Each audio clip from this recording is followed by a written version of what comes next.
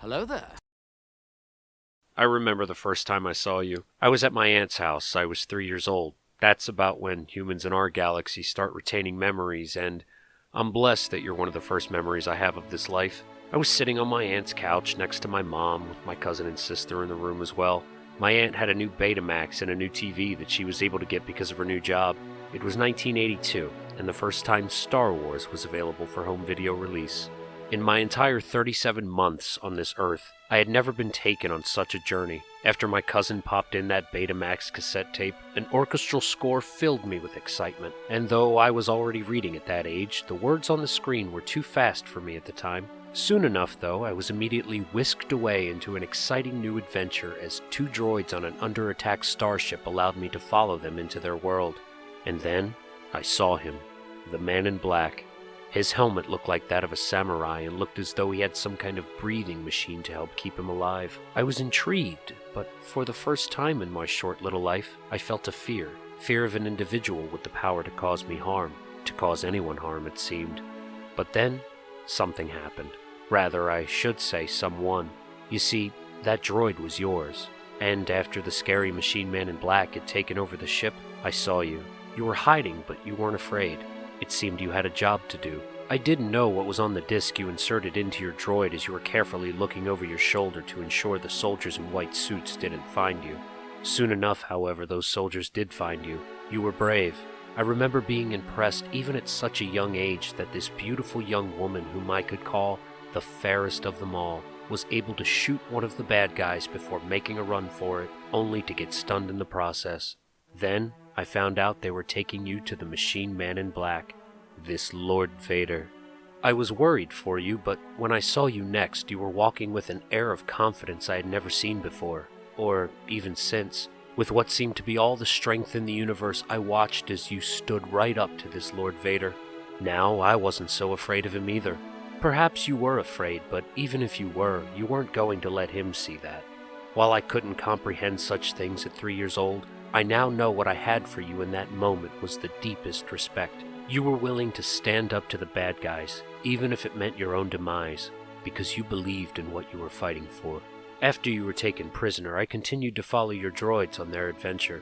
There, I met some very interesting people, and, things that would soon cross your path as well. In the short time I had spent away from you, I had grown rather fond of these new people, droids and Wookiee. As I continued to follow along, I would learn that you would come to have the same fondness for them as I.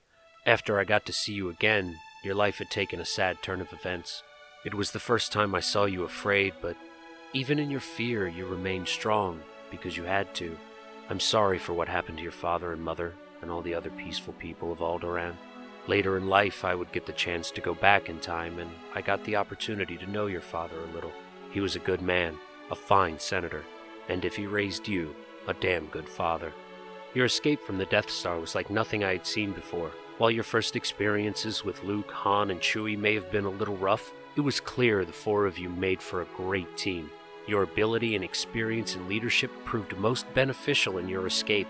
I'm certain it couldn't have been easy trying to lead a couple of smugglers and a bright-eyed farm boy, getting them to work as a cohesive unit so you could all safely get off the Imperial battle station. I was always a fan of your leadership style.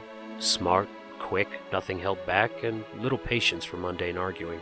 While I took a lot of those lessons from you with me as I went forward in life, I would never shine with the radiance that you do while doing it. While there were a lot of nervous moments for me as the clock raced to destroy the Death Star, you remained calm through it all. If there's only one thing I know about you, it's that regardless of what happened to Alderaan, regardless of what happens to the rebellion, because you put everything you believe in, everything you hold dear, the good of your people, before yourself, and the willingness to lead them, even in the darkest of times, no matter what the future may bring, you will always be my princess. I wouldn't see you again for a short while after that. Thankfully, someone I knew had a Han Solo of their own, and despite almost having to watch the end of your story without the middle, I was fortunate enough to see you thanks to a very early VHS release. I was excited not only to see you again, but knew I would see you yet again soon after that, but this time on a really big screen. Before that happens, though, I followed you to Hoth. Once again, your leadership skills shined. Every time I see you, it becomes more clear why people want to follow you. Even with entire armies, armadas of ships, and some of the finest flyers the galaxy has ever seen at your command, the only title befitting you is princess, and anything less would be an insult. Anyone that would utter words like admiral or general in your direction clearly lack the understanding of who you truly are. Royalty. Wherever you go, people follow you. They care for you. Even stuck-up, half-witted, scruffy-looking nerf herders would follow you to the edge of the galaxy and beyond. I was happy for you when you and Han realized you had feelings for one another. It's the old cliché that opposites attract, but a woman like you would be too much for anyone who hasn't seen the types of things that Han has seen. A man like Han, who remains skeptical despite having been from one end of the galaxy to the other, is a good balance for a visionary such as yourself. While you both have a certain point of view, you're both grounded in the reality of your universe. Despite how you butt heads, if not for how well you performed together, the rebellion would have been doomed some time ago. My heart broke for you as you expressed your love for him just before Vader put him into the carbon freezing chamber. Someone with the burdens that you gladly bear doesn't give away her heart so easily, no less to a scoundrel. After all, you like nice men.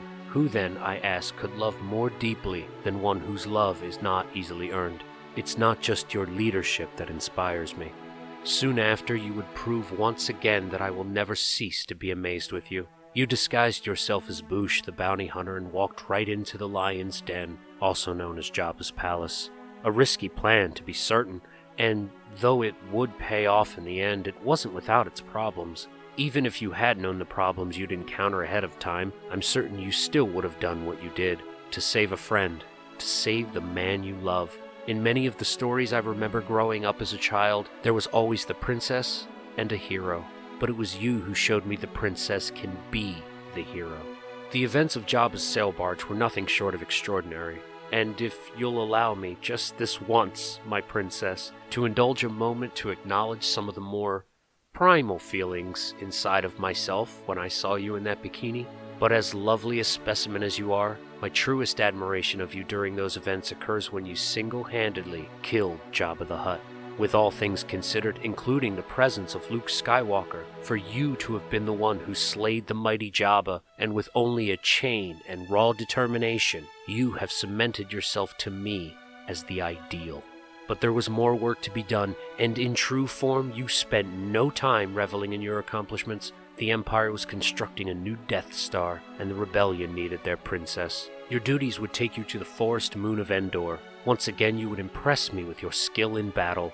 I remembered the stories of a certain female Norse warrior. It was said of her that the only thing that rivaled her beauty was her prowess in battle. You, my princess, are the personification of those legends. This time, however, my awe of you would come from a different aspect of yourself. Your compassion for the natives of Endor awoke a supernova of feeling in my heart for you. While I'm not fluent in over 6 million forms of communication, it was obvious to me that the Ewoks made you their princess as well. I'm glad you were there in that Ewok village surrounded by those who adore you. The news from Luke had to be galaxy-shattering. Not that he was your brother. Somehow, you'd always known that. But to discover that Darth Vader was your father, everything you had fought against your entire life was the very thing, the very person that gave you life. I got to see a more human side of you that night. You told your brother that you could never do what he does. One thing you forgot in that moment, my princess, is that without you, he never could have become who he was. And if you were ever to decide to wield a lightsaber, you would be the apex of a Jedi Knight. As if my heart didn't beat for you already, after your victory on Endor, I had the chance to see the only thing left that I needed to see about you, to truly know you completely. In the moment Han expressed doubts of your love for him, your reassuring words and gestures exuded but a glimpse of just how truly and deeply you can, and do, love another person. The last I saw of you was on Endor. My heart leapt for joy as you and Han embraced Luke, 3 very different people who have all inspired me in their own way. I've heard there are stories of what happened to you after you helped lead the rebellion to topple the Empire. In the deepest part of my heart, I hope those stories aren't true.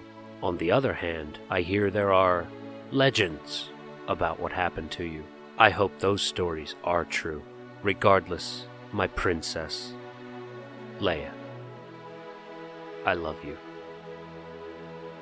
The Force will be with you. Always.